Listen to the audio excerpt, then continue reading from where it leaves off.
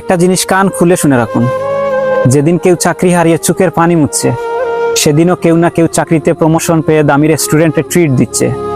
লাইফে কিছু একটা করতে না পারার কারণে যেদিন আপনাকে ছেড়ে কেউ একজন চলে গেছে, সেদিনও কোনো এক প্রতিষ্ঠিত ছেলের কাছে কয়েকটা মেয়ের বিয়ের বায়োডাটা এসেছে। হাত পা গুটিয়ে বসে না থেকে সিরিয়াসলি এবার লাইফটাকে নিয়ে ভাবুন।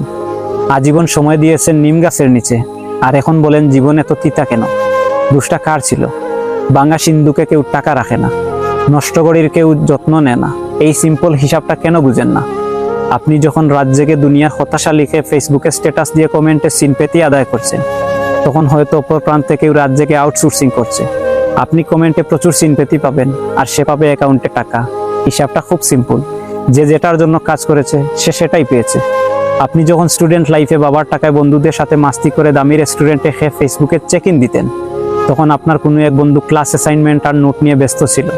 কয়েকটা বছর শেষে ফলাফল, সে এখন বড় কোম্পানির সিনিয়র অফিসার হয়ে যখন দামি রেস্টুরেন্টে অফিসিয়াল মিটিং করে, আর আপনি দুর্বল সিজিপিএর সার্টিফিকেট নিয়ে ঠঙের দোকানে চা খেতে খেতে চাকরির বিজ্ঞপ্তি খুঁজেন।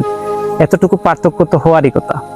যে বয়সে লাইফটাকে আপনার জয় করার কথা, আপনি সে বয়সে করেছেন এনজয়। তাই যখন এনজয় করার সময় এসেছে, তখন বেকারত্ব জয় করতে হিমশিম খাচ্ছেন।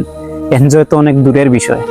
আপনার বন্ধু যখন বিসিএস ক্যাডার কিংবা ব্যাংক অফিসার হয়ে বিয়ের জন্য পাত্রী খুঁজছে, আপনি তখন টিকে থাকার জন্য সামান্য একটা চাকরি খুঁজছেন।